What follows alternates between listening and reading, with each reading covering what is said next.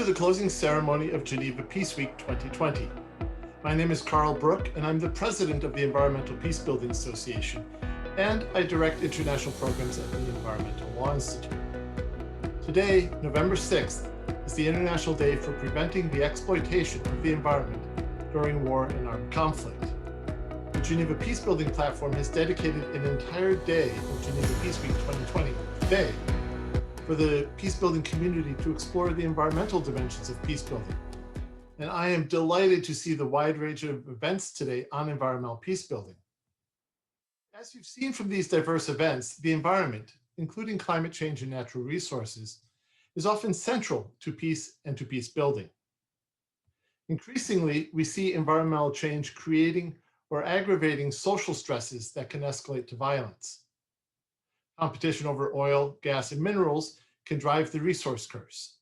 And the growing global demand for renewable energy threatens a new green resource curse, with land grabbing for biofuels, hydropower, and solar power. Similarly, rising prices of cobalt, lithium, and other minerals necessary for the renewable energy transformation are creating new competition for control over these resources. During conflict, we see water infrastructure often targeted by combatants. A wide range of natural resources have provided revenue streams to help finance and fuel armed conflict, with conflict resources ranging from gold and diamonds to timber and charcoal to cocoa and cacao. There are also positive connections. After long avoiding provisions related to the environment and natural resources, peace agreements now regularly include such provisions, seeking to bring people together and to lay a foundation for sustainable peace. Post-conflict peace building integrates environmental and natural resource considerations into efforts to rebuild livelihoods and the economy, to improve cooperation and governance, to provide basic services, and to reintegrate ex-combatants. Today's sessions highlighted these diverse dynamics, and they did so at multiple levels, from the international to the local. The Environmental Peacebuilding Association is honored to have today's events serve as a foundational activity in the Road to Geneva. The Road to Geneva is an inclusive and consultative process to elevate and diversify voices in environmental peacebuilding, leading up to the Second International Conference on Environmental Peacebuilding, which will be held in Geneva in February 2022, with a consortium led by the Geneva Peacebuilding Platform. We will start the closing ceremony today with an introduction from Dr. Inger Andersen. Dr. Andersen is the Undersecretary General of the United Nations and Executive Director of the UN Environment Program. After Dr. Andersen's remarks, we will have a dialogue on the role of data and technologies in designing and implementing environmental peacebuilding efforts. This dialogue will be moderated by Annika Eriksson-Pearson of the Geneva Peacebuilding Platform. Finally, I am really pleased that we will be joined today virtually by Palestinian cartoonist Hani Abbas. You will be seeing Mr. Abbas's cartoons throughout this ceremony, and toward the end of the ceremony, Mr. Abbas will join us to reflect on his art. We believe art is essential to understanding and communicating environmental peacebuilding and peacebuilding more broadly. Cartooning and other art can be particularly powerful in its ability to clearly capture and communicate experiences and learning. It can be serious, it can be whimsical, it can be depressing or hopeful, and sometimes both. I will see you all after the dialogue on data and technology. In the meantime, we hope that you will enjoy these images from Mr. Abbas related to data and technology for environmental peacebuilding. Thank you for inviting me to speak at Geneva Peace Week. The International Day for Preventing the Exploitation of the Environment in War and Conflict is a moment to reflect on just how much armed conflict impacts the environment and the vital role of multilateralism in finding solutions that work for people, for peace, and for the planet. This year's Peace Week focuses on rebuilding trust after disruption and seeks to find pathways to reset international cooperation. International cooperation, environmental protection, and peace go hand in hand.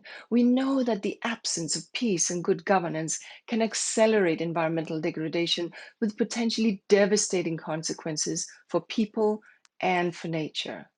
We've seen how the breakdown of law and order, how conflicts between pastoralists and herders as a result of climate change are leading to increased land degradation, deforestation, illegal mining, and other activities that negatively impact the environment, thereby increasing conflict and in turn degrading the environment even further in a vicious onward cycle.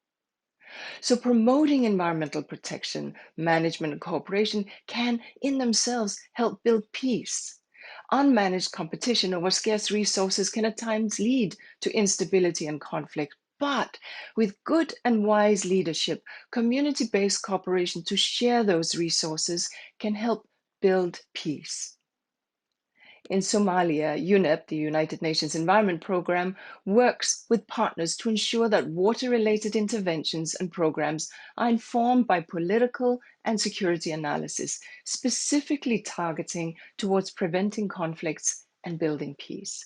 UNEP's partnership with the UN Assistance Mission in Somalia ensures a close link between the peace, the security, and the environmental agenda in Somalia. We can only protect the environment through international cooperation. Nature does not respect political boundaries. Women, children, and the poor in conflict-afflicted countries are often hit the hardest by environmental change. But the global crises of climate change, biodiversity loss, and pollution affect all countries, including the richest and most developed. We cannot address these crises unless we work together, and that is why multilateral solutions are so very important.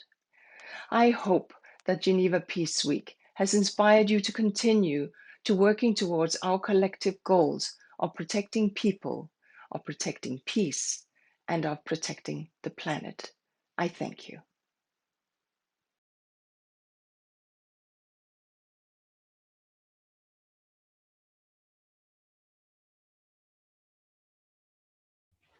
Hi, my name is Annika Erickson Pearson, and I'm the community manager at the Geneva Peacebuilding platform. This year, we received a record number of applications and submissions for Geneva Peace Week on the topics around environmental peacebuilding, clearly underscoring a growing international conversation on these subjects. In particular, within these submissions, there were 6 that stood out to me. They all discussed the role of building the evidence base and informing environmental peacebuilding approaches and work. They also discussed the role that data and technology can play to support local, national, and international actors. These submitters came together for a half day in October, so this segment is all about their work.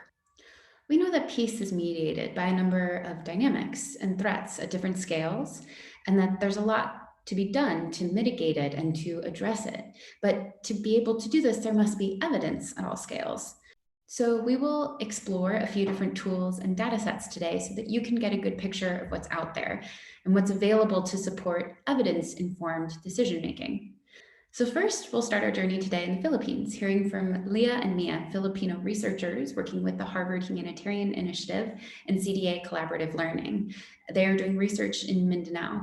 The research they conduct on community resilience is one of the first essential forms of data. Extensive qualitative research and deep listening to communities and how they themselves respond to crisis and conflict should be a priority.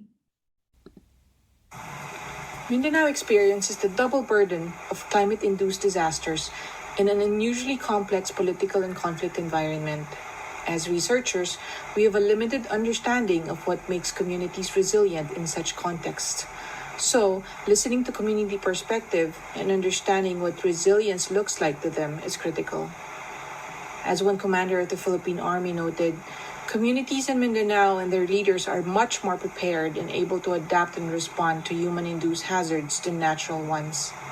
He explained, people are accustomed to responding to conflict, but they do not know what to do during natural emergencies. Conflict and natural hazards combined with poverty and limited economic opportunities impede communities' ability to prosper.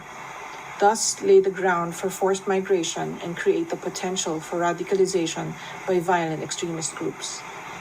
The formation of the Bangsamoro transitional government enabled greater freedom of political expression and inclusion of previously marginalized groups. The future of the region will likely depend in part on the ability of the new transitional government to meet communities' needs, communities' ability to create their own opportunities for local development, and the ability of various actors involved to create a well-coordinated set of interventions that span peace building, economic development, and resilience to natural hazards. As we speak of this presentation, Super Typhoon Goni entered the Philippines on Sunday, November 1st, and caused major damages and affected 2 million Filipinos. Landslides in Binobatan in the Bicol region had buried 300 houses. Nationwide, floodwaters remain high, and yet another tropical storm is on the way. In Mindanao, the nexus of conflict and climate change, there are overflowing rivers and lakes, displacing nearshore households. This October's month-long chain of typhoons presages the climate change prediction of increasingly frequent and severe weather phenomena.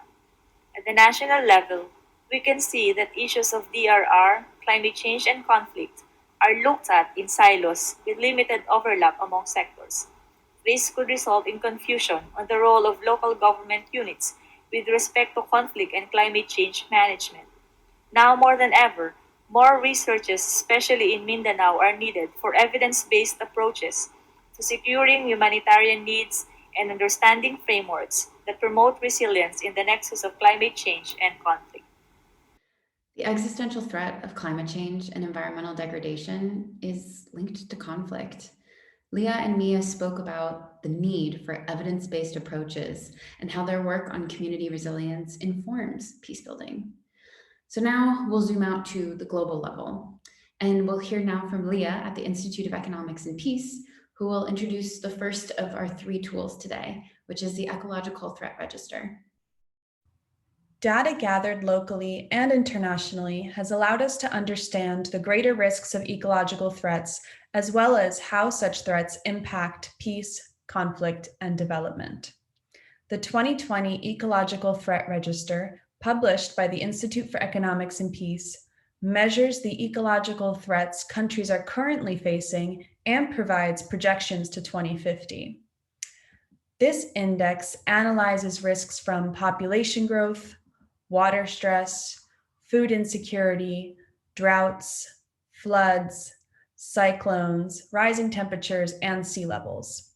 When looking at the distribution of these threats, the world map looks something like this. It is important to note here that 19 countries with the highest number of ecological threats are also among the world's 40 least peaceful countries, according to the Global Peace Index. These include countries like Afghanistan, Syria, Iraq, Chad, India, and Pakistan. Furthermore, we predict that by 2050, 141 countries will be exposed to at least one ecological threat. The Ecological Threat Register is unique because we do not simply look at where these threats are, but also the level of resilience that each country holds. This enables us to determine where the threats are and then to also analyze the coping capacity of each country experiencing such threats. In order to measure resilience, we use our positive peace framework. This is a statistically derived framework that shows the 8 pillars that are most impactful to a country's peacefulness. When we measure positive peace over a period of time, we see that countries with high levels of peace or improving levels of peace see better ESG standings, greater happiness, and higher levels of resilience to all exogenous shocks, including political, economic, or ecological shocks, amongst other things. So you will see that with this added layer of information, the world map reveals hotspots. These hotspots are places which have a relatively high number of ecological threats paired with low levels of resilience. As you can see, 3 zones in dark red are Sahel to the Horn of Africa belt, the Southern Africa belt from Angola to Madagascar, and the Middle East and Central Asian belt from Syria to Pakistan. While the local populations of these hotspots will be directly impacted by ecological threat, no country will be immune from the wider impacts. The lack of resilience in these countries covered in the ETR could potentially lead to worsening food insecurity, competition over resources, increasing civil unrest and mass displacement, which will potentially expose developed countries to increased influxes of refugees. Such global concerns require global responses. Resilience needs to be built globally, but starting with these places that are most at risk. Thanks. Leah provided a world overview of how they understand ecological threats and peace. She also mentioned the interplay between the local and the international levels, including displacement. We wanted to dive in a bit more on that subject, so now we turn to Bina at the Internal Displacement Monitoring Center, who will give an overview of our second tool, which is the Internal Displacement Index. So changes in the environment and in the climate are undoubtedly already impacting on migration and displacement across the globe, and they will continue to do so. At the Internal Displacement Monitoring Center, IDMC, we have been recording displacement for more than 20 years, first in the context of conflict, but then also in the context of disasters, and we see it's truly a global phenomenon. Every year, we report on new displacements, instances where people are forced to flee their homes and stay within their own countries in the context of disasters. The majority are really in the context of weather-related disasters, such as storms or floods. And these are, of course, going to be affected by changes in the environment and by changes in the climate. But there are a number of other factors at play that are equally, if not more important. Factors around vulnerability and exposure. So what are we talking about? We're talking about inequality and poverty. We're talking about weak urban governance, lack of social protection, and of course also environmental degradation. To really understand these factors, it's critical to look at the whole context in which displacement occurs. It's critical to understand the impact it has, the scale, the severity, but also the different sets of drivers, as we've already seen earlier today. And it's also important to understand what countries are already doing. And to do this, we've developed the Internal Displacement Index. It's the first global tool that allows us to monitor progress over time, but it's also an entry point, really, into understanding a very global, a very complex phenomenon. It's an entry point that we hope to be able to use to have a constructive dialogue with countries and with actors at national and local levels around addressing displacement. As you see here, we're looking at a number of indicators across impacts, contexts, as well as capacities that countries face. Environmental sustainability is one factor. Climate change is one factor, but one of many. Across the globe, we see internal displacement and countries struggling with addressing it. But the Internal Displacement Index also allows us to see advances made and gives us a framework for learning lessons.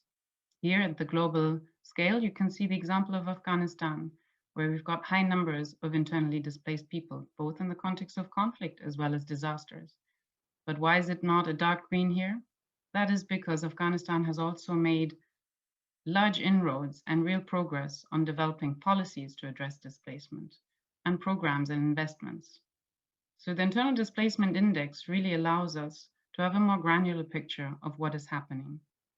And we look forward to updating it every year with the indicators that we can get globally, but also with developing more in-depth dashboards in collaboration with countries. Bina allowed us to target and better understand one indicator, displacement. This data, along with the ecological threat register, can support decision makers as they consider interlinking and pressing phenomena that extend all around the globe. Our final tool today comes from the United Nations Environment Program, narrated by myself. Their forthcoming tool, Strata, provides incredibly localized data on climate and environmental issues, and will also provide recommendations on nature-based approaches for mitigation. While there is a wealth of data available on environmental issues, we struggle to make it relevant for peacebuilders. Some important questions remain unanswered. For example, which environmental stresses can destabilize your peacebuilding response and how would they do so? Or where can we prevent negative impacts of environmental stresses on human security?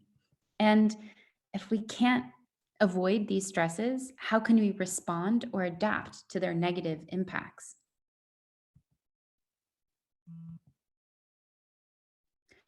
To answer these questions, we would like to introduce you to Strata, the United Nations Environment Programme's Earth Stress Monitor. Strata will be a web-based platform to monitor where environmental and climate stresses converge. It will help to identify whose livelihoods will be impacted and what might be their socioeconomic and political insecurities. We want to provide this information to empower peacebuilders to design and program area-specific measures. For example, measures for climate change adaptation and resilience building, ultimately aiming to support durable peace. Strata is developed for peacebuilders to make environmental and climate data actionable in a simple way. Strata has a number of advantages compared to existing risk mapping tools. For example, we tailor the platform to the specific needs of practitioners and policymakers.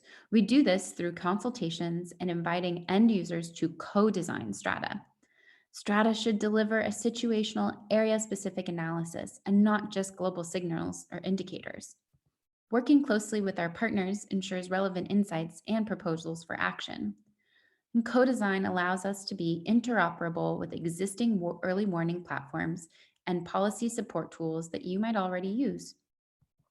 Strata will be easy to use, focused on non-technical users.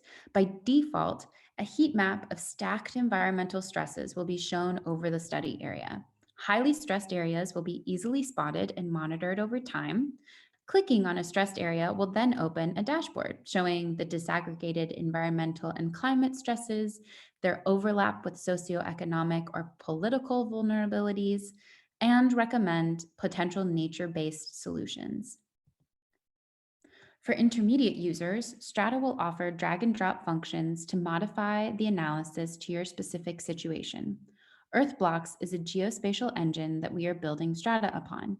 It will allow flexibility in an easy and intuitive way. Naturally, you'll be able to add in your own data and build your customized calculations by dragging and dropping different features onto the page. In the coming year, we will develop Strata as a country-level prototype for Somalia in close collaboration with UNEP colleagues on the ground. We want to scale up step by step to ensure engagement with local experts worldwide through collaborations and partnerships. Do you want to engage in the co-design of Strata and tailor the Earth Stress Monitor specifically to your needs? Reach out to us. Together, we can leverage environmental data to enhance peacebuilding. Of course, it's crucial to understand how the evidence plays out in actual communities. Climate change is affecting communities everywhere, from the Philippines to the United States. Now, Liz Hume of the Alliance for Peacebuilding will take the floor and share a bit about environmental peacebuilding work and evidence in the US. In the environmental peacebuilding and conflict resolution field, as you all know, we work to address the sources and causes of conflict. In conflict-affected and fragile states, competition over natural resources is a significant driver of violent conflict. And we talk a lot about environmental peacebuilding in our international programs, natural resource management in countries in Africa and Central America and Asia. However, we are coming to the realization each day, more than ever, that the United States also has significant conflict drivers, including income inequality, structural racism, urban-rural divide, and increasing political polarization. Environmental issues, even though it's people don't understand it completely yet, are at the front and center in many of these grievances. And you don't have to look farther than the conflict over water out west in the United States between communities. In Virginia, here in my home state, there was scheduled to be a 600-mile natural gas pipeline that would have gone through rural areas, including the Appalachian Trail, which is a much beloved conservation trail. However, it was canceled just this year after there were significant protests and with the Democrats taking control of the assembly in Virginia that tend to favor more renewable energy. Another example is over a decade ago, biologists discovered that gray wolves were once driven to near extinction in the continental United States. Breeding again happened. The population of gray wolves got very large. They started preying on livestock. There is a $700 million cattle industry, and you can imagine a significant conflict between environmentalists and ranchers. One of AFP's members, the Center for Conservation Peacebuilding, stepped in, and they were brought in to help mediate and try to understand what was driving this conflict. A lot of identity issues, not just over economic issues. And they were able to step in and find a way to mediate between the ranchers and conservationists. Environmental racism is also a significant issue in the United States. Environmental racism affects communities of color in the US. They are exposed at incredibly high rates compared to other populations. They're victims of environmental racism, including air pollution, toxic waste, lead poisoning, etc. And this adds to significant grievances into many of these communities. The water in Flint in Michigan that people sick is just a great example of what we're talking about. So the point is that the US is not exceptional. As the impact of climate change increases, the US will have to increasingly deal with environmental issues that are driving identity conflict and justice grievances. And finally, we turn back to Carl Brook of the Environmental Peacebuilding Association and the Environmental Law Institute, who will discuss both monitoring and evaluation in environmental peacebuilding, as well as some of the challenges and gaps of this work. The approaches we just heard about are important tools for people working on environment, conflict, and peace. They help to identify priorities and undertake programs. But how do you know if the interventions are working? How do you know if they were the right interventions? This is the realm of monitoring and evaluation. Monitoring and evaluation of environmental peacebuilding is complicated by 5 key challenges. First, the long time horizon for intended project intervention impacts to materialize. Often this is long after the project ends. Second, the multiplicity of actors complicates everything from data collection to attribution. Third, the dynamic and often insecure context requires flexibility and can make M&E activities unsafe. Fourth, there's a lack of treatment and control cases, so there's no way to rely on counterfactuals. And fifth, the complications associated with combining the different objectives and metrics traditionally used for environmental interventions are distinct from those used for peacebuilding interventions. To address this gap in monitoring and evaluation for environmental peacebuilding, the Environmental Law Institute, in partnership with the Environmental Peacebuilding Association and the UN Environment Program, with support from the US Institute of Peace, has launched a 2-year project to collect and synthesize approaches for monitoring and evaluation of activities at the intersection of environment, conflict, and peace. This project is identifying key issues and approaches, distilling good practices, including the use of big data, frontier technologies, and geospatial. And it's seeking to improve monitoring and evaluation as well as learning for environmental peacebuilding. Through a consultative process with practitioners, researchers, and policymakers, we will produce 4 key knowledge products: a review article for the academics, a practitioner toolkit, a policy article, and a website with resources on the topic. If you're interested in learning more about this or engaging in the process, please contact us at info, at environmentalpeacebuilding.org. Thank you.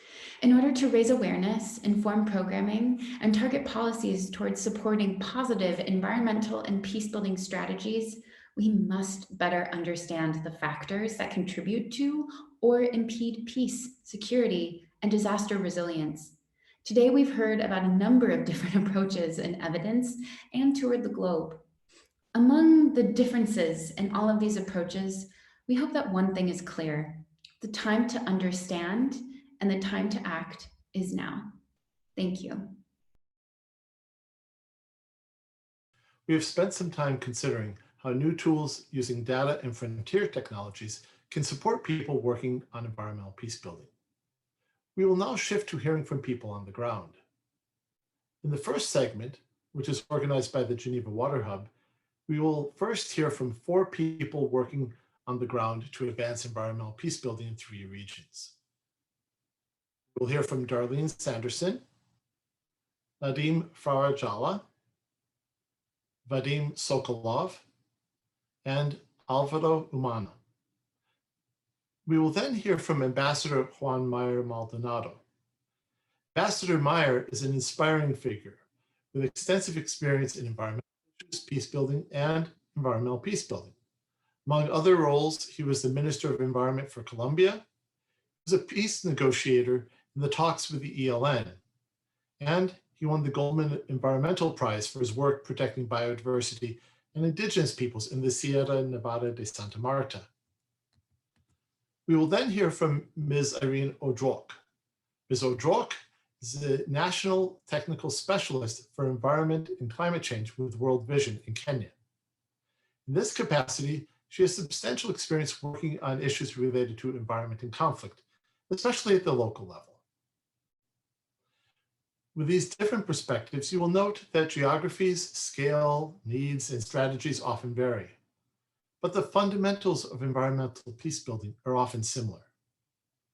It can be lonely and difficult, as illustrated in this cartoon from Mr. Abbas.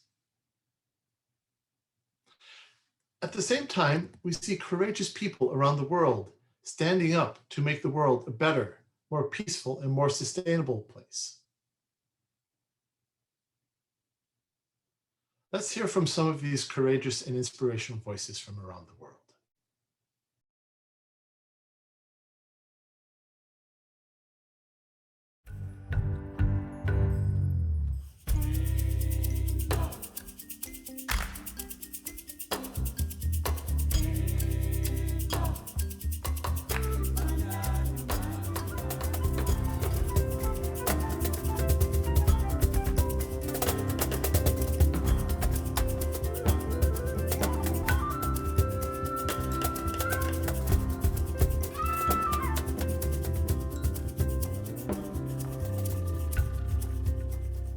Chers participantes, chers participants à la Geneva Peace Week, vous venez d'entendre un court extrait de la symphonie pour l'eau et la paix jouée par le Blue Peace Orchestra.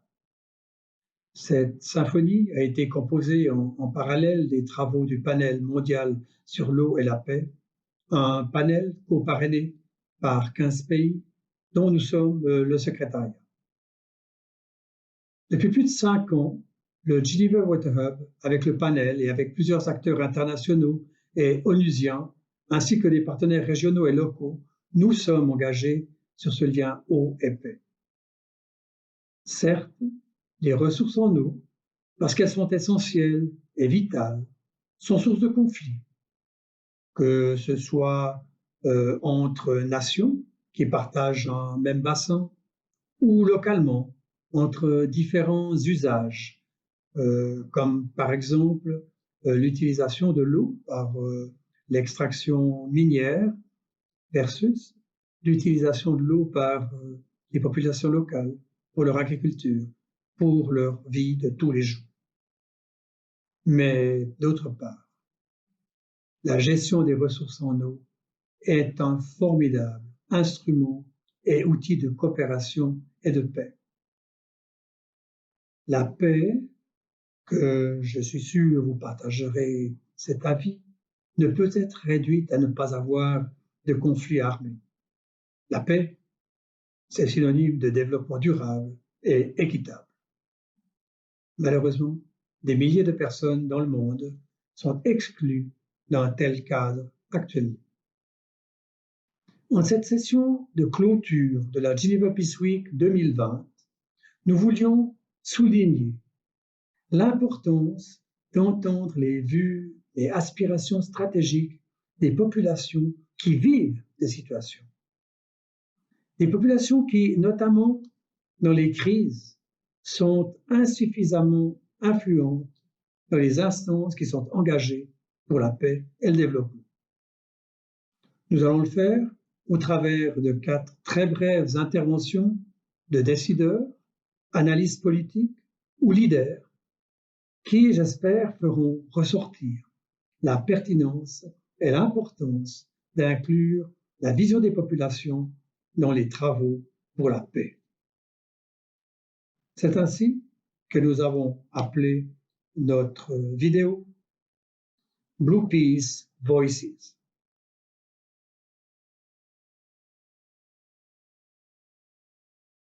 Хотя высыхание Аральского моря стало экологической и социально-экономической катастрофой для проживающего здесь населения, местное сообщество демонстрирует замечательные примеры общей дружбы и сотрудничества. Можно привести много примеров, как молчаливые миротворцы, живущие в наиболее уязвимых районах, не только обеспечивают средства к самосуществованию, но и сохраняют природу и делают вклад в укрепление мира. Так, в узбекской части бывшего Аральского моря местные жители выходят на общественные работы для сбора семян саксаула, чтобы можно было произвести их посев на высохшем дне с целью создания зеленого покрова и предотвращения солепереноса с одного моря отсюда в другие регионы Центральной Азии. Так, в 2019 году жители Муйнасского района собрали более 1500 семян, с помощью которых 450 тысяч гектаров высохшего дна моря было засеяно. По другую сторону бывшего моря, в Казахстане, местное население села Каратерей пытается сохранить огромное количество рыбы. Каждую весну много мальков проходит через Каральскую плотину в усохшее Большое море, где и погибает. И местные жители решили вылавливать эту рыбу и помещать ее в садки для дальнейшего выращивания и пополнения рыбных запасов в прудах. Мир – это ежедневные действия. Мир – это когда люди могут работать вместе, чтобы улучшить качество жизни и заботиться о будущем.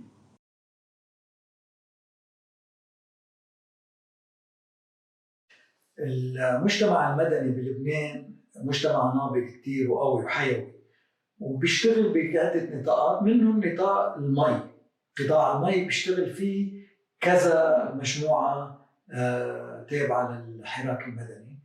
ومؤخرا كان في قصة سد بسري يلي عمل كتير خضة بالبلد.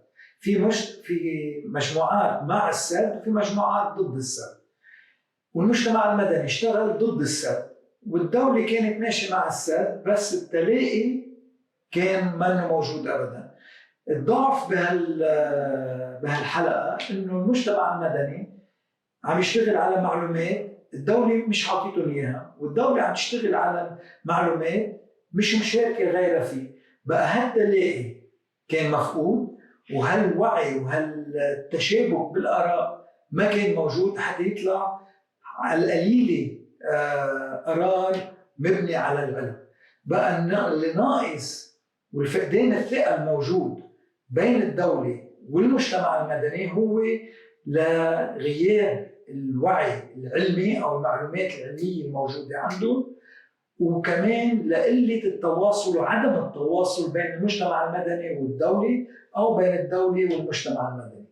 بقى حتى يكون عندنا وصول أحسن لنتائج أفضل، لازم يكون التواصل بين المجتمع المدني والدولة قائم مضبوط بطريقة علمية، بطريقة مجدية، مش بس نحكي لبعض حكي طرشان. هذا اللي بدنا نوصل.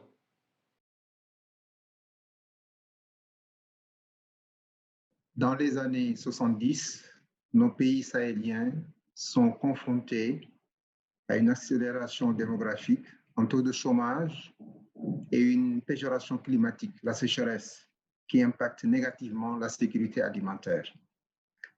La réponse de nos États a été de profiter des fleuves partagés, fleuve Sénégal et fleuve Gambie, en mettant en place ensemble des agences de bassin pour exploiter les ressources en eau en se basant sur la concertation, la mutualisation des moyens, la solidarité et le partage des opportunités. Ainsi sont nés l'OMVS et l'OMVG. Des ouvrages communs sont réalisés et facilitent aux populations l'accès à l'eau et à l'énergie. créant ainsi un sentiment de sécurité et un climat de paix. En même temps, les populations prennent conscience du rôle de la solidarité et de l'importance de l'autre, ce qui développe le sentiment d'appartenance à un espace partagé. Aujourd'hui, il faut consolider cet acquis qui est la paix en faisant face à de nouveaux défis apparus ces dernières décennies, l'immigration clandestine et le péril du terrorisme. C'est pourquoi l'OMVG élabore actuellement un plan directeur de développement intégré qui va traiter de toutes les questions liées au développement, que ce soit l'éducation, la santé, les infrastructures socio-économiques, notamment de désenclavement. L'initiative est soutenue par la Suisse avec la DDC, le Geneva Water Hub, et aussi soutenue par l'UNCDF. Ce plan se fait avec les populations. Merci. La represa del río Pacuare fue el primer gran conflicto con que tuve que lidiar como ministro de Ambiente y Energía en 1986. Dichosamente, fue un problema que fuimos enfrentando con la participación de las comunidades y a través de la negociación y un plebiscito se logró una solución satisfactoria. El río Pacuare es de gran belleza natural y es considerado como uno de los mejores del mundo para el turismo de ríos.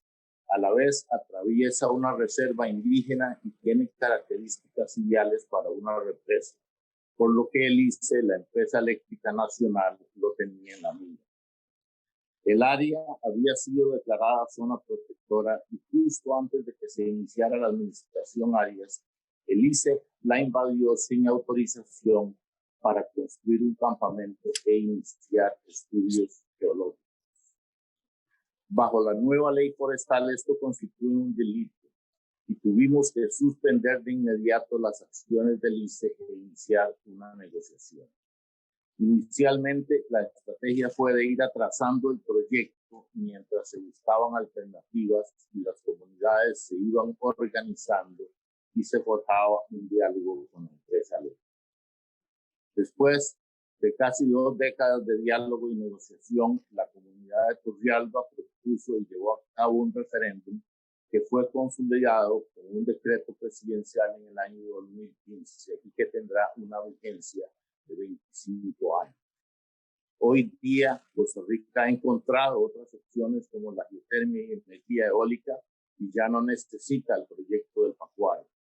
Con la participación activa y responsable de las comunidades y la empresa eléctrica, se logró salvar un río de enorme importancia ecológica, cultural y turística.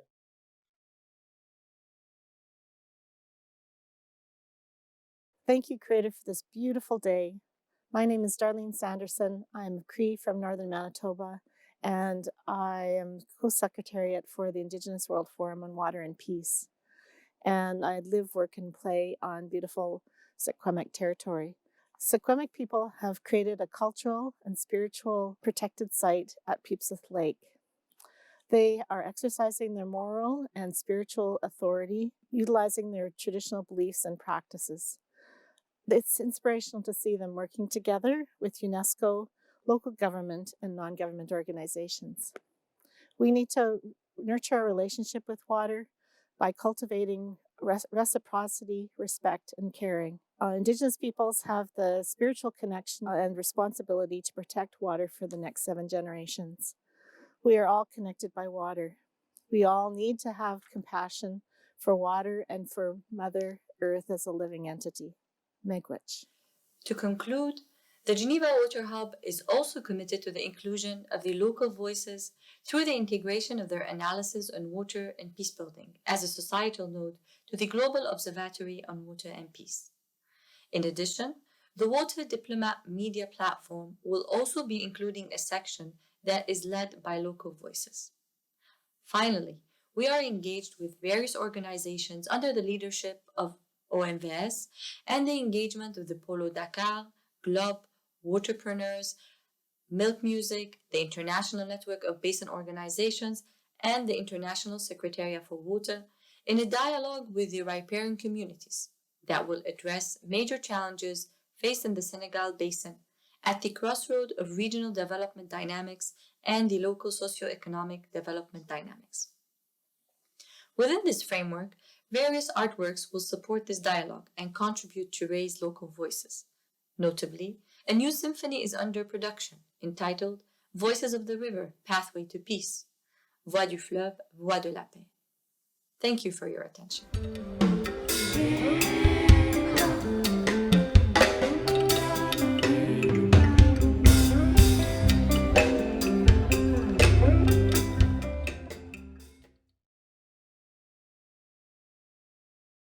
Welcome, Juan. It's an honor to be talking to you, and we are delighted that you're able to join us for Geneva Peace Week 2020.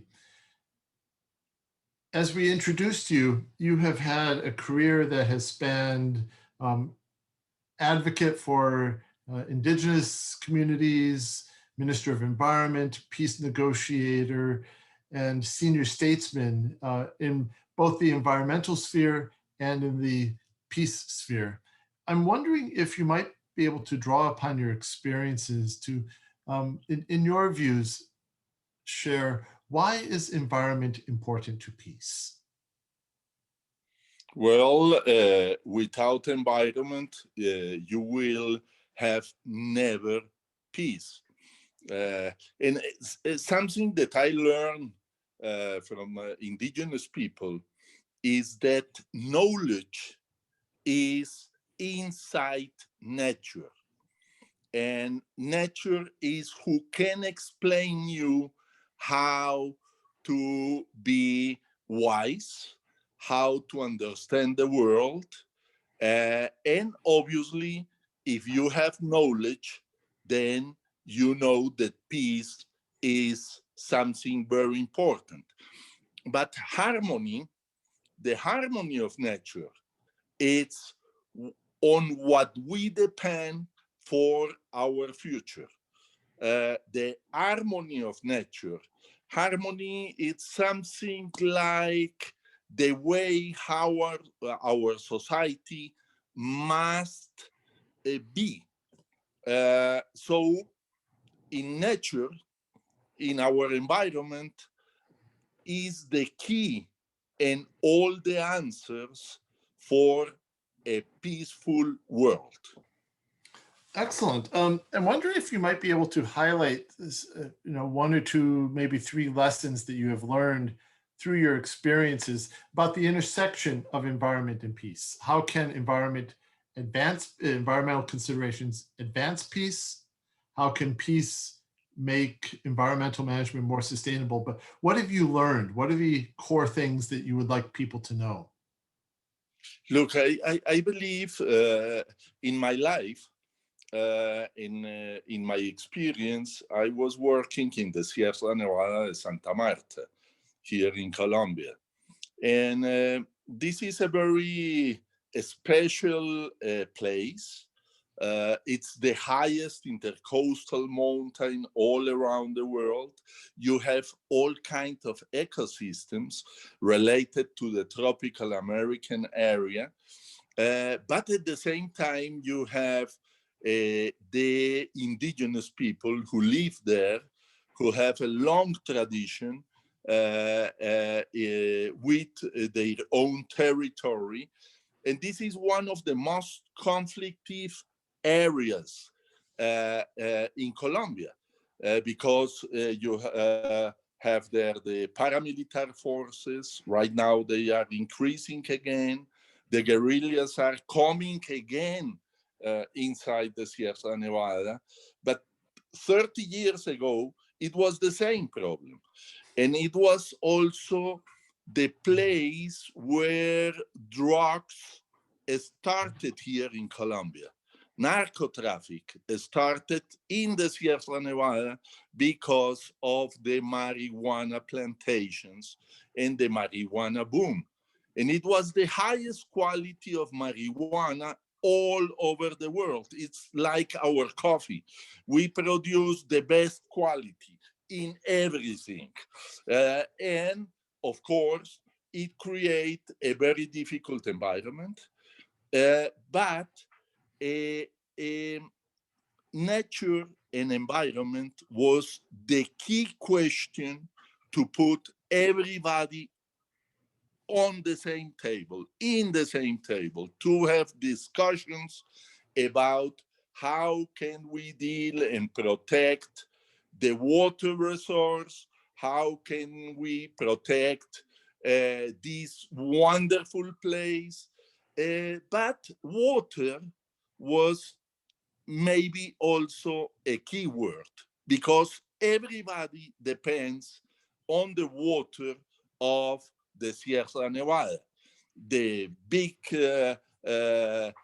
capitals, the municipalities, the big landowners, agriculture, tourism. If they don't protect the Sierra Nevada, they will not have any kind of future. And that's why it was so important to discuss about environmental matters. And everybody could understand it. But at the same time, to have a, let's say, an informed discussion, you need the best information. And the best information is something that must be as a starting point to bring all different stakeholders to have a wise discussion, not only about their own interests, but in the way that there is a common interest that has to deal with everybody. I'm wondering, how do you get the information that you need to bring people together to find that common vision? And how do you get people to trust that information? Well, there is the place where you need to have the assistance of the scientists. Science and environment are key. Science and information are also very, very important, because if you don't have the best information, then you can have different kind of discussions that don't take you anywhere. But information provides a very important platform for discussions and for peace talks, even for peace talks. I remember in 2000, I was the Minister of Environment at that time. And at the same time, there was a peace negotiation with the FARC. I went to talk to the guerrilla chiefs about environment and about the damage that narco traffic brought to the country, to the people, and to the ecosystems. And they could understand this very, very well. So there was a new kind of language to talk about peace. I believe that language and ideas and approaches that are different to the traditional way of peace talks can produce changes in the debate and in the negotiation. It was really sorry that in 2000 it was not possible to came to a peace agreement. But with the FARC, it was possible 25 years later. Mm-hmm.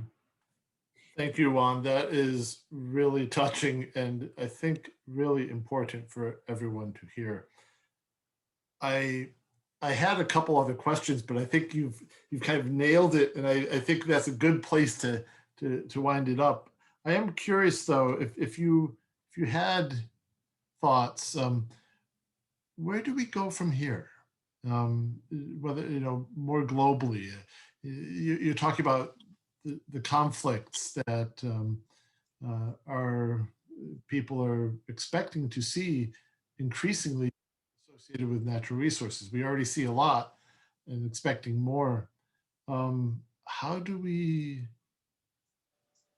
prevent these conflicts from escalating? Well, I believe the key word is dialogue. Dialogue is the only way to resolve our conflicts. We can go to war. We will have thousands and thousands of dead people because of war, because of people who have to abandon their lands, their territories. And the only way to avoid such kind of situations is dialogue. It's to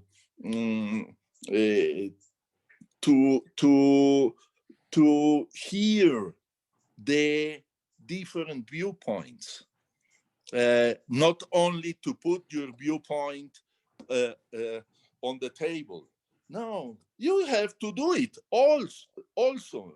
No, of course, but maybe the most important part of a dialogue is when you hear.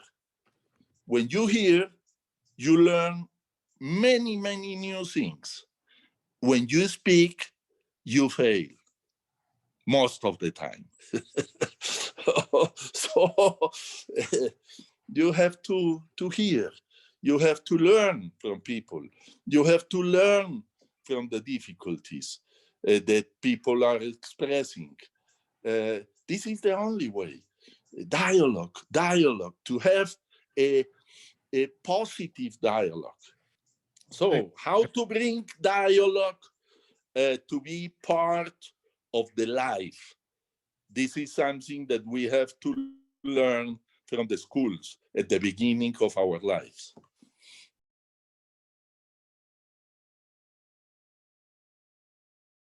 Hi, Irene. Thank you so much for being here today. We're so glad that you're here to tell us a little bit more about the relationship between land and peace building. I know that you say that restoring the land and building peace go together, and I'm wondering, can you unpack that for us? How does that happen? And I believe to answer that question, you'd like to take us to your community through some photos, correct? Sure. Okay, let me get that up. Okay, thank you, Anika, for this opportunity. And for sure, like you said, there's a very strong connection between peace building and land degradation or land restoration. So in the event, land is really in bad shape. People have to fight because we all depend on the land. We depend on, the resources on land. When we don't have these resources in the supply we need, we have to fight to get what we deserve or what we need. So there's a very strong connection between land restoration and building peace.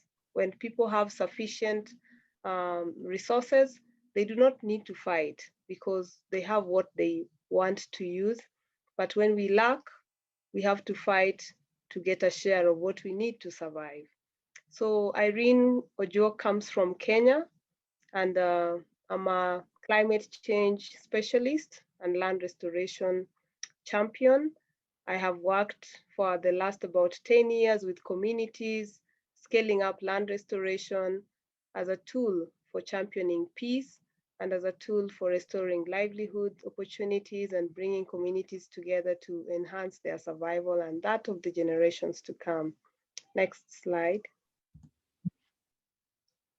So the rural Kenya context is really exposed to a lot of land degradation because most people depend on natural resources and more importantly, trees, because For example, when we see what a local woman in the rural Kenya needs to survive, we need firewood to cook, you need water to cook, you need, fruits to feed children, you need food from the land.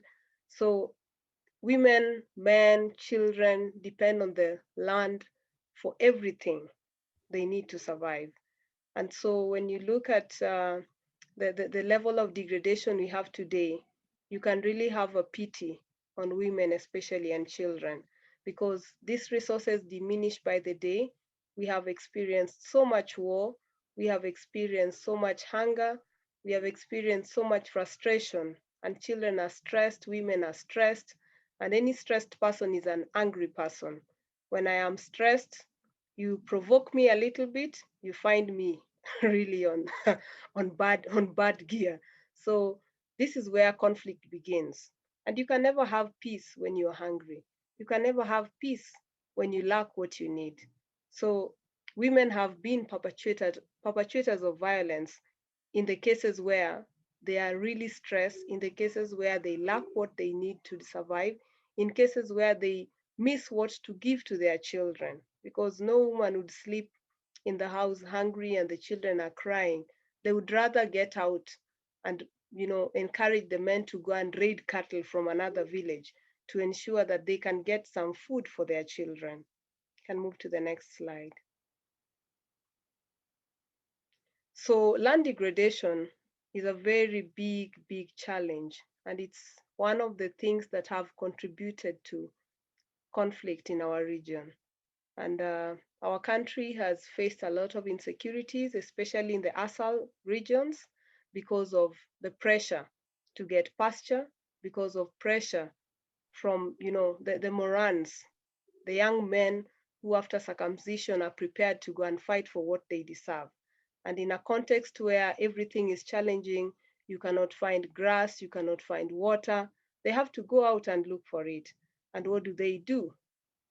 They go out either to take away the livestock that they need to go and marry the young ladies they would want to marry after they have gone through the circumcision.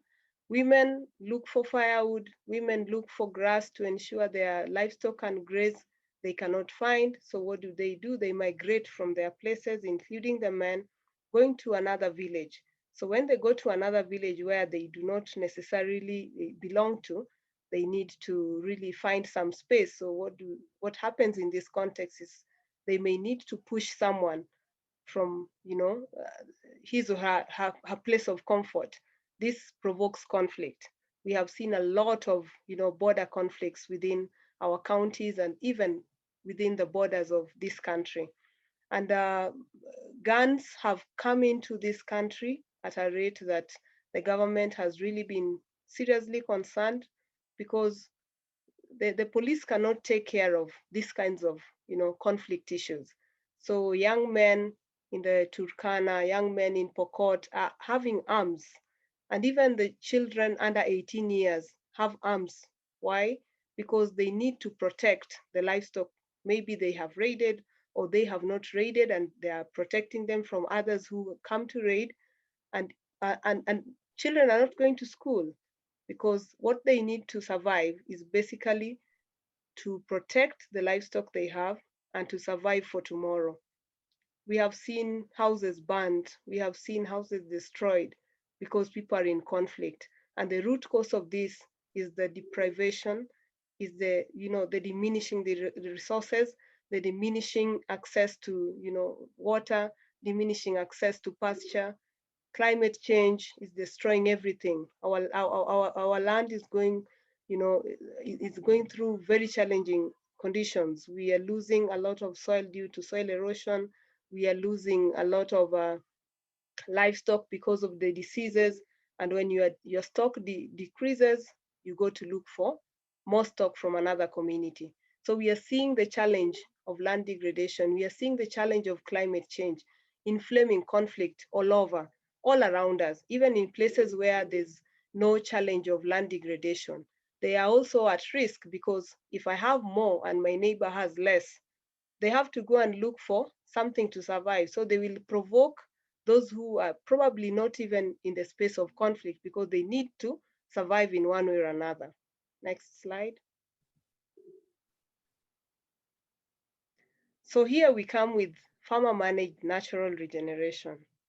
For a long time, it has been challenging to come up with, sustainable low-cost approaches and successful models to restore degraded landscapes, because we cannot continue staying where we are. We need to find a way to reverse this, issue. We cannot continue seeing our land go. We cannot see our children die because of war. We cannot continue seeing our husbands die because of war. And the root cause of war is basically the land degradation issues. Communities have agreed, communities have come together, communities have talked, communities have learned that it is possible to reverse land degradation. And one of the things they can do is to be the source of change they want to see. So farmer-managed natural regeneration is an approach to land restoration that is low cost, it's adaptable to different contexts, especially in the arsal and semi-arid regions, where the potential for tree growing has really been challenging. So what happens is you probably, in a context where trees were cut over the last few years or months, what communities do is to take care of the young trees. It's about nurturing the trees to grow. It's about pruning them. When a tree tries to come up in a context that is challenging, and this young tree is exposed to livestock pressure, this tree is cut every now and then, this tree does not have an opportunity to survive. So FMNR provides an opportunity for farmers to take lead of land restoration, for farmers to be the agents of change, for farmers to benefit from trees while having trees on the land. Because we need to survive in either way. We need the trees to feed our livestock. We need the trees to eat. We need the trees to, to survive. So it's not like we want to have these trees on the landscape for aesthetic purposes. We need to have the trees to benefit, as the trees also serve us today and for the future. So farmer-managed natural regeneration has been a very powerful tool in bringing peace. Why? Because when we restore the degraded landscapes, there are multiple benefits that come. We have grass that comes in a more, sustainable way. We have more firewood. We don't have to go very far to look for firewood. We have more, biodiversity. In places where we had lost the gazelles, we had lost this wildlife, we now start seeing ecotourism come back. We have an opportunity for women to, start doing honey production. So we are diversifying livelihood options so that even in the event there is a disaster, we have another opportunity to get, a resource that will take care of us, that will build us, that will enable us bounce back, so that we do not need to fight for the diminishing resources. We are diversifying opportunities to survive. Through FMNR, we have seen communities really, moving away from the numerous conflicting, scenarios they have had. Because if pasture was the issue, when we have restored an area that was previously without grass, this community does not need to fight for pasture because they already have pasture. And when they have this pasture in access, they are able to store and use it for the next season. So over 1 year, if there was an opportunity that would limit them to access pasture, that would provoke an opportunity to go to another village to fight, they no longer have to go to that space to fight because they have a sustainable access to this supply. The Morans, who some of them are mainly, the agitators of conflict, they have different options. They have different opportunities to get income. They have different, sources of livelihood. So they do not really get interested in war. So FMNR has really become a powerful tool for peace building. And we believe that with FMNR, especially in the arid and semi-arid lands where this is really proving to be successful, and it's empowering women, empowering men, empowering children, building, cohesion within communities. People are now coming together to talk. People are coming together to agree that surely we have a problem. What is the root cause of our problem? We are able to dig deep and find that environment is one of the root causes of conflict. And so when people start talking about how to restore their degraded landscapes, they're able to find opportunities to reconcile. They are able to find opportunities to say, yes, we agree that we have played a role in the destruction of our environment, but there's hope, there's an opportunity. The success rate for FMNR is very high. So when they do this within a short time, because like you see the two first photos, this was over a duration of about 6 months. So if for sure you can see change in 6 months because of a simple practice, then there is hope. There's an opportunity to trust that if you are able to continue, protecting more trees, then the landscape will be restored. And when the landscape is restored, people are all happy. Why do we have to fight? There's no need for fighting. FMNR is bringing peace. FMNR is a win-win for communities. FMNR is a win for our environment. And it's a source of joy. It's a source of happiness. It's a secure future for everyone. It keeps away the wars. It keeps away insecurity. It builds confidence in communities. Next slide. So we believe in talking. In a place where people have fought, because people have fought for sure, and people will still fight. But the power of communication, the power of talking to one another, the power of coming together to speak is the beginning of solving our problems. It's the beginning of the journey of peace. It's the pathway for sustainable peace. So communities have come together. That slide was one of the communities in Marigat, Baringo County, where we have had wars with the West Pokot over pasture, over water, and many other things.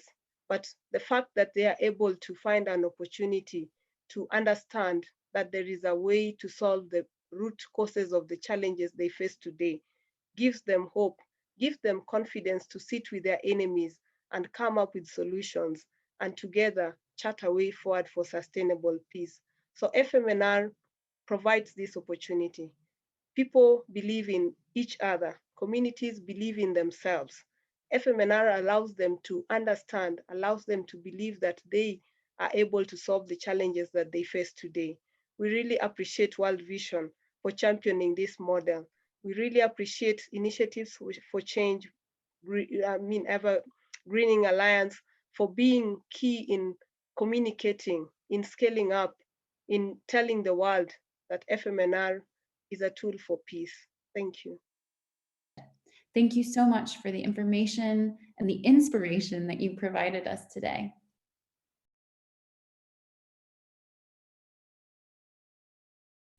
Wow, thank you so much for sharing your perspectives from work on the ground.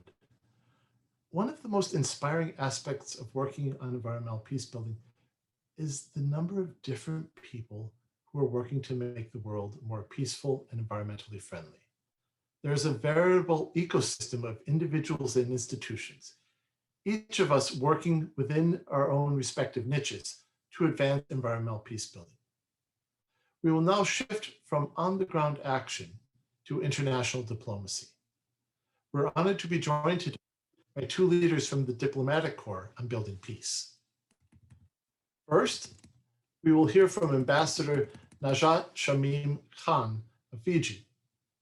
Ambassador Khan is a leader in empowering voices that may not otherwise be heard. She is the permanent representative of the Republic of Fiji to the United Nations in Geneva. Prior to that, she worked as a prosecutor in Fiji, was appointed Director of Public Prosecutions of Fiji, and was appointed Fiji's first woman High Court judge. We will then hear from Ambassador Johanna Lissinger-Peitz. Ambassador Peitz is the ambassador for Stockholm Plus 50. She's been the lead negotiator for Sweden and the EU in the UN climate change process, and earlier in the field of chemicals and waste. We face many challenges. These challenges are environmental, social, economic, and security related. and they can often seem intractable and irrational at the same time. Diplomacy adds another set of tools to efforts to make environment a cause for peace. Ambassador Khan, the floor is yours. Bulavinaka. We all have a vision for world peace, but traditionally, peace has been discussed in the context of conflict and war. Multilateralism has provided answers to building peace amongst nations and between people and nations.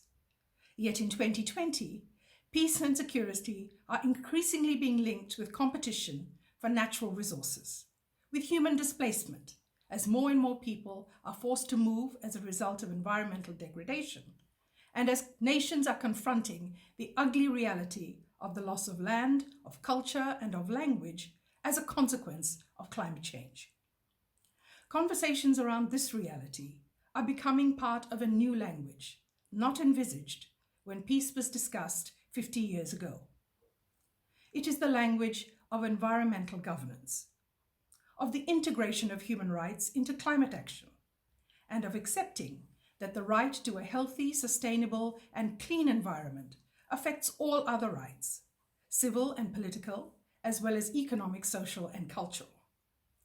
If we do not build environmental governance on inclusive conversations with people, and especially with those who are most affected by environmental loss, and if countries do not address the hard reality of climate displacement, then climate change will become a far greater threat to world peace than political conflict. In the Pacific, we are having these conversations, nationally and regionally.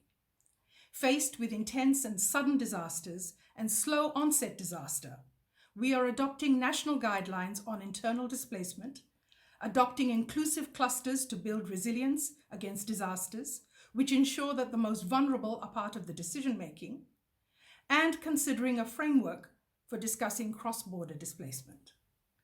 A failure to accept that there is a link between environment, peace, and security, and a failure to set up inclusive environmental governance systems is a failure to transform our societies into something more equal, more sustainable, and more peaceful. Thank you.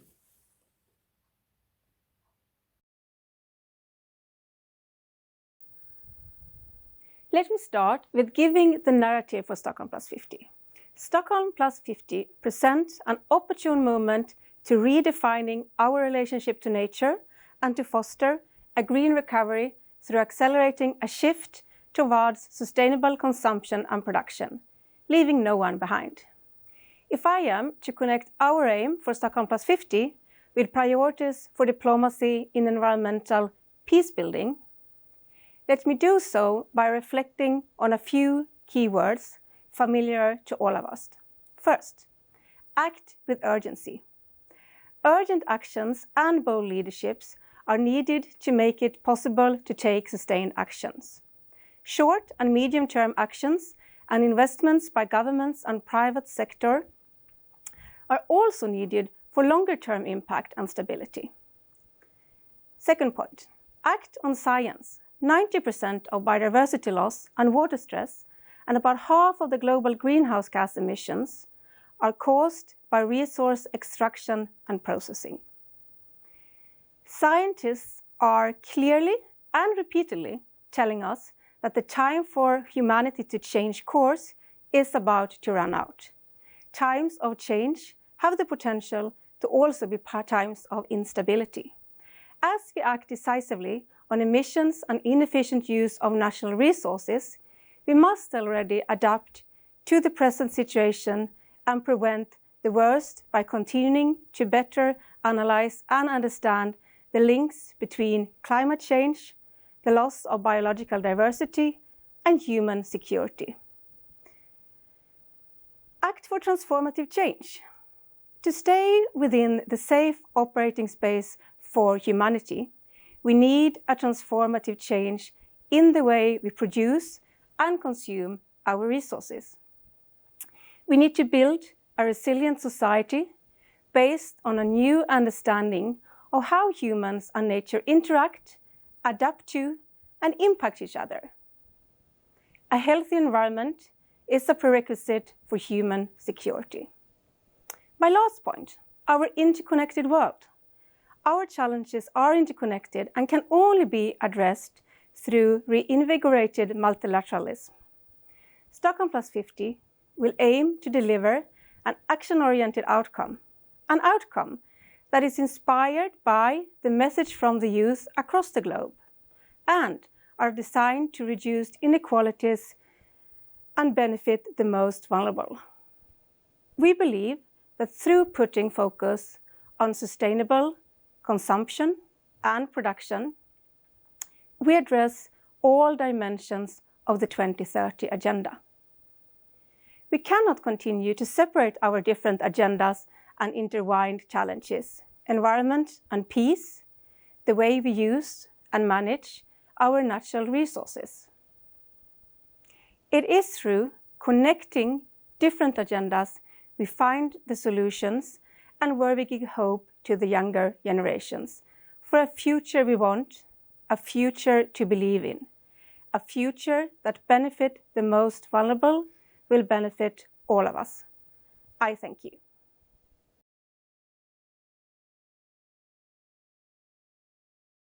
I am so delighted that Geneva Peace Week 2020 has had a full day devoted to environmental peace building.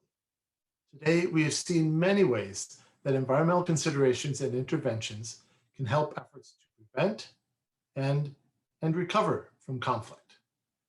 We need to continue this exchange, to continue learning, and to improve the effectiveness of our actions, whether it's efforts on the ground, to developments of law and policy, to international diplomacy. Moving forward, I would like to highlight 3 opportunities.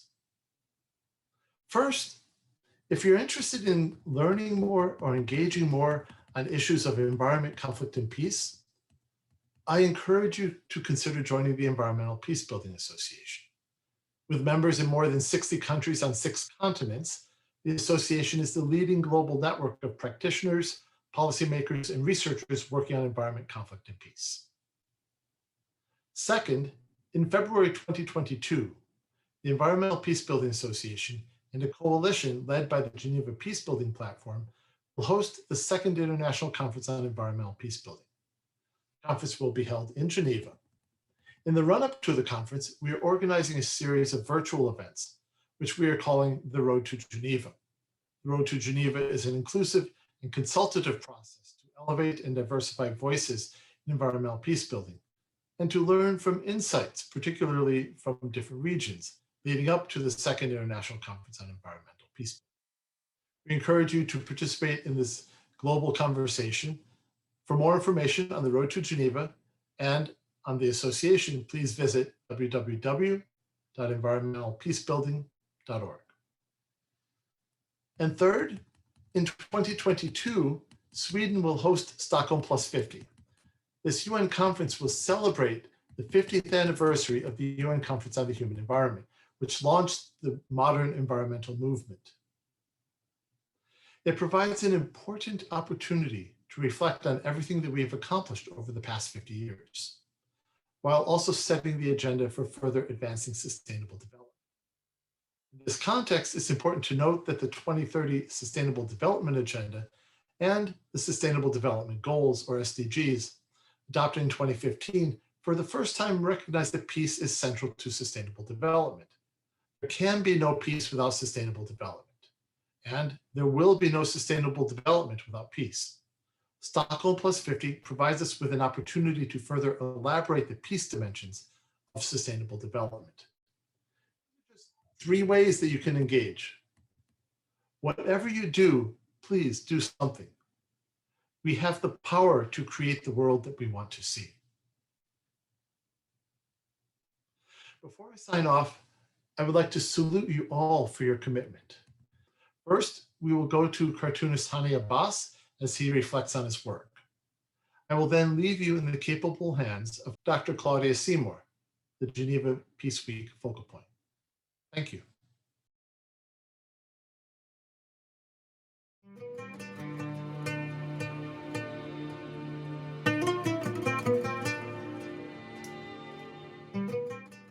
Hi, I'm Hani Abbas, a Palestinian Syrian cartoonist living in Geneva. I'm happy to be part of Geneva Peace Week 2020 with UNESCO.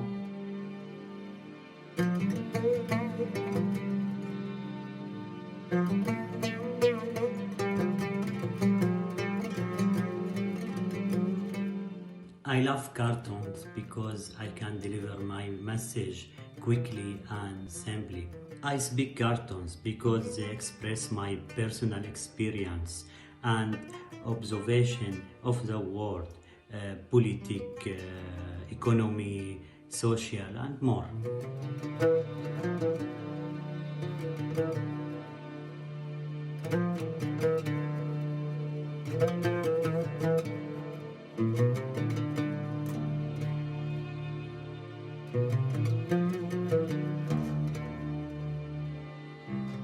Because I lived in war in Syria, I know what the war and peace mean. I express those meaning in my cartoons.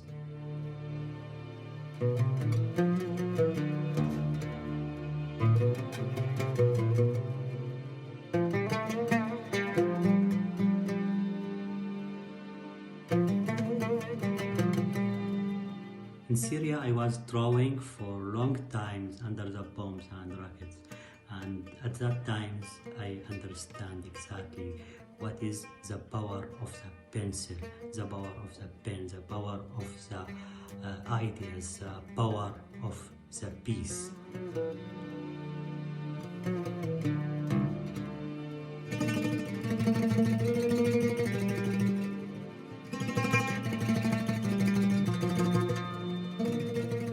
I publish my drawing in some newspapers and TV, and of course in social media, and I'm working and a member of a cartoonist with Cartooning for Peace.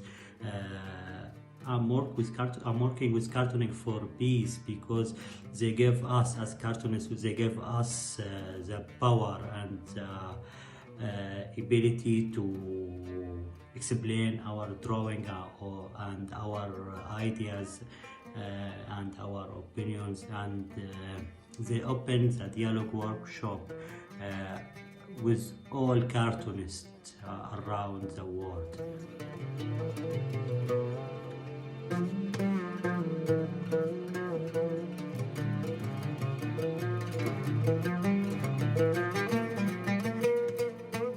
Thank you very much.